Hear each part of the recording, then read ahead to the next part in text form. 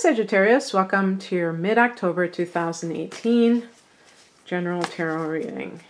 It's Raina here, and this is the Wild Unknown Tarot deck that I am working with today, and I'm doing a different spread than I normally do, but reinventing the wheel because it's basically going to be the same. Oops. That was my power cord, but it's all good. Oh, I like to see that magician card. I've been getting this a lot. This is funny. Okay. That's one of the reasons why I chose this deck, because it's a creepy, crawly card. Ooh, that's one of my favorite ones too, even though it's black and white. I really like the artwork in this, on this deck. In this deck. Let's look at the Heart of the Matter card here. The focus. 9 of Wands. Well, we Sagittarians, we're wands. We're fire energy. So any fire sign, and we're also the 9th house. You know, we're approaching the time when Jupiter goes into Sagittarius. So Jupiter is in the 12th house right now. And the 9 of Wands is a card of, it's a card of strength in a lot of ways. I always think of it as having a fortress up. So sometimes it can mean maybe your immune system is really doing well and other people around you are, you know, sneezing. I mean, it can be very empowering.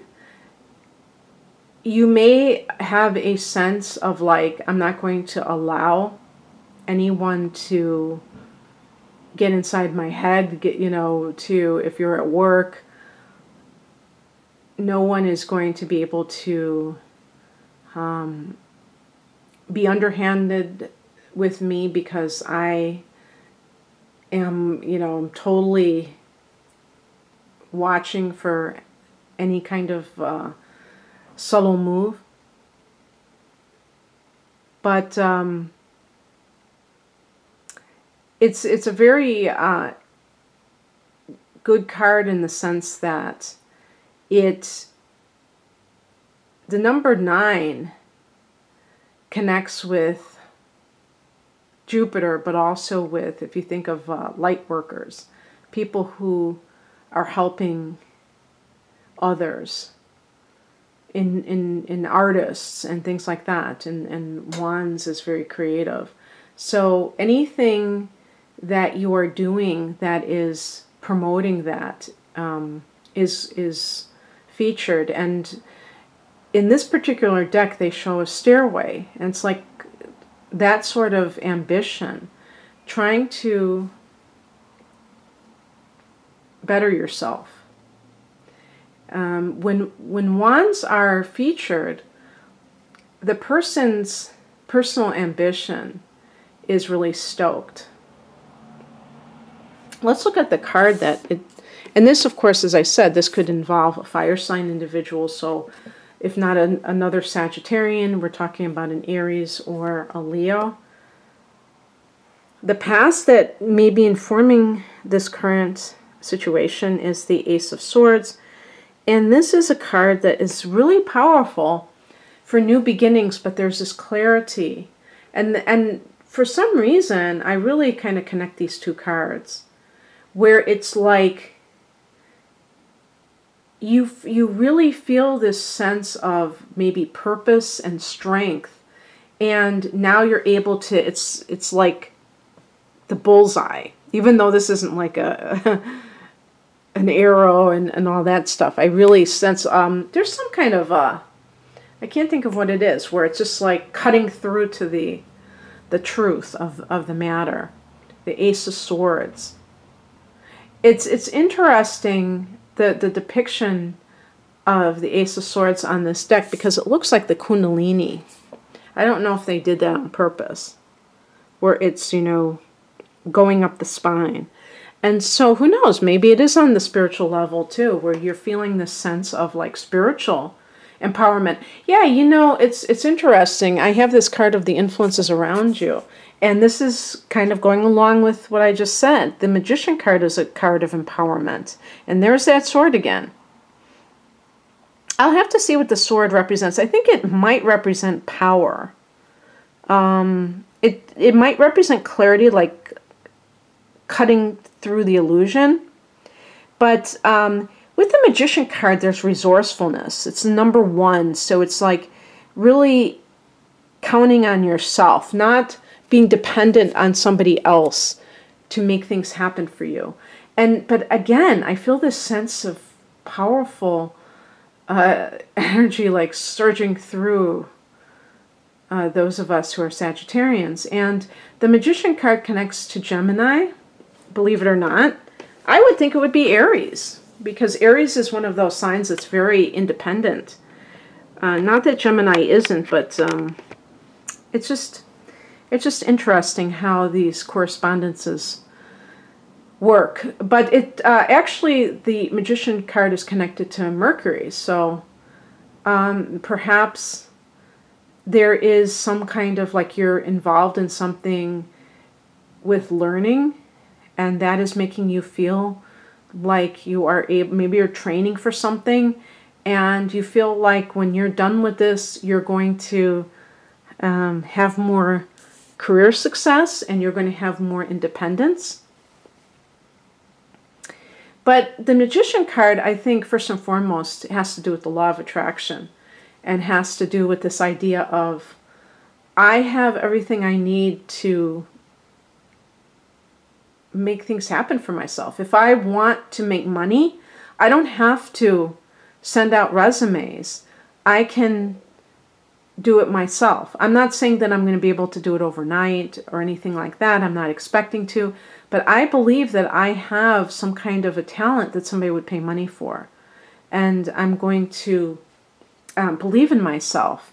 And I'm going to like do this within myself. It's not something that I'm going to ask somebody to hold my hand and to consult with me. This is my baby. And so that's what I see with the number 1, is this real self-sufficiency. And self-sufficiency is so underrated these days. You know, we tend to get told about, you know, ask for help and things like that, which is cool. But sometimes it's great to be able to do things by yourself and to be able to count on yourself. Because when you have to count on somebody else, a lot of times there's a feeling of like, you know, it's like if you need somebody to pick you up to take you somewhere, then if they're late, you're sitting there having to wait for them. You know, I always prefer, you know, even if it takes me a long time, I would prefer to just get there myself, because then I don't have to count on somebody else to just show up when they say they're going to show up. And the other thing too about the Magician card is if they're trying to do something for yourself, you're not like, you don't have this thing of like, oh, I don't have enough money to start my own business or anything like that. You realize I don't have to do something so you know, major out of the box. I can do something very modest and then build up from there. Or if it's a personal relationship, I can stand on my own 2 feet. I don't need somebody to define me. And I'm willing to wait for the kind of person that is going to, you know, complement my life. And the card that challenges you that you need to possibly look at more deeply is represented by the 4 of Cups. This is a card of disillusionment, but especially like apathy and what was the other word? Because I've been getting that card over and over again. Inertia. So it's possible that those 3 cards at the top are potential energies that the only thing that's keeping you from them is that 4 of Cups. Maybe you still have inertia about something. and you're dragging your feet about something and you need to change your life, but you can't do it for some reason. You're in a rut. So, you know, the danger of the Four of Cups is that it might not be that bad of a situation, and you might just be kind of a little bit unhappy. It might not be like you're just like, oh God, I can't take another minute of dealing with this. And so you might be tempted to continue on as usual. And it's important to really look at your life and see where you are feeling flat, where you are feeling like, ugh. And if you are struggling emotionally, where you feel like you know you need to change, but you do have feelings of maybe because of past disappointments, that's dragging you down, and discouragement in certain ways. Just honor that. You know, with the Ace of Swords, it's seeing things as it really, you know, seeing things as they really are, but still proceeding anyway. You know, not waiting until you're just like on top of the world before you try to make changes. Even if you feel like crap, just start doing one little thing each day, and you will see it add up over time. But sometimes I think Sagittarians, we bite off more than we can chew, and we think big, but sometimes we're too grandiose. Well, we want everything now, and we just, you know, little steps, little changes seem too picky-uni for us. And we have to stop that, because that works against us most of the time. Usually when you want to change for the better, taking small steps in the right direction is going to give you lasting results.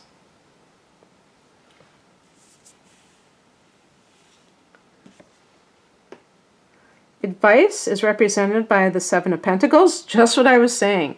And you see there's an ascension with this particular deck. This is how they're using it, and I think it's kind of brilliant. In the Rider-Waite Pamela Coleman deck, they show a farmer waiting for the harvest, okay? With Seven of Pentacles, what the person is waiting for is usually something material. Or if it's a relationship, you know, being patient to see if it will, you know, kind of give you the harvest that you put in the time and effort to get. So if it's a relationship, putting in time and energy into a relationship and having a nice relationship, not putting in effort and the other person is still indifferent. So that kind of a reaping of good things, but that ascension that this card represents, or it's showing the, you know, the upward progress, okay? But just like I was saying, you're starting small. You're doing things, you know, little by little. And same thing with money. You know, if you're like challenged financially, just trying to save a little money each day instead of saying, I need X amount of money in the bank, but you don't have to like completely go the opposite direction and just totally never buy anything, but just kind of a little bit at a time. And you'd be surprised over the course of a year or two, or how many, that you've amassed a lot because you did it gradually and you had patience.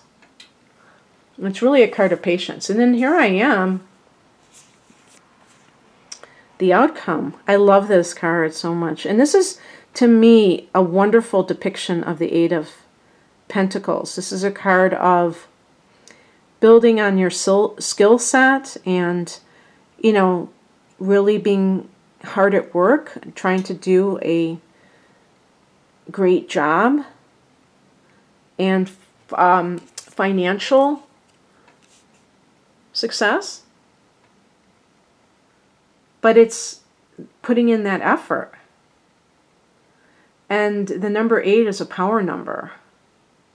number of material power with Eight of Pentacles that really does go along with that.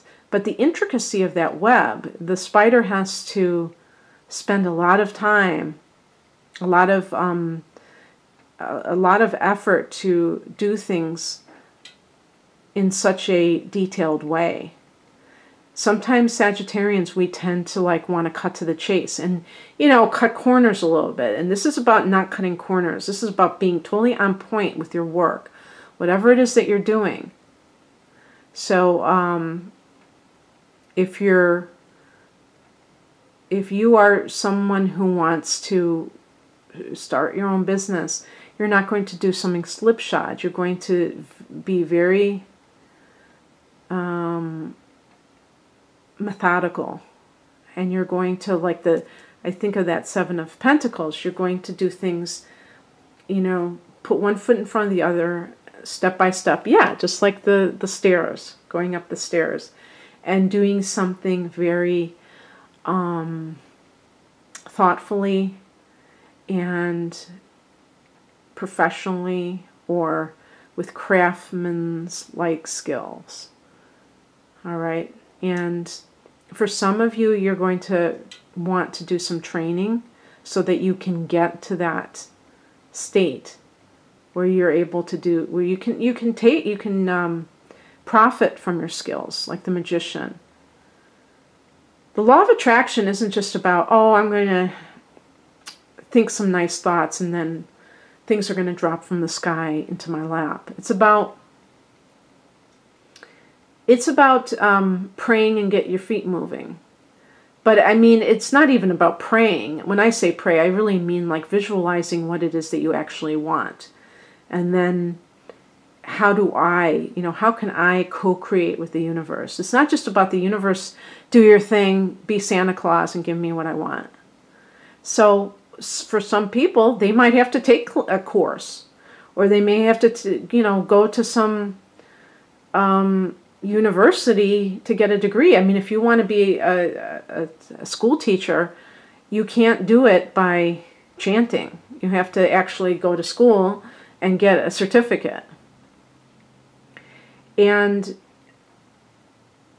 I think that for what this particularly represents is something that you're creating. With the Nine of Wands, I feel like it's something you're creating for yourself. So it's not necessarily something that you go to school to learn how to do, but maybe you do have to take a course. If you're like an artisan, if you make jewelry, you might have to take a course that specifies in a certain thing that you want to learn how to do or do better. So it's really wonderful because there's a feeling of independence in this reading. And there's a feeling of financial prosperity. So I hope that you enjoyed this, Sagittarius. If you'd like a private reading, please check me out. My website link is below. Take care. Bye.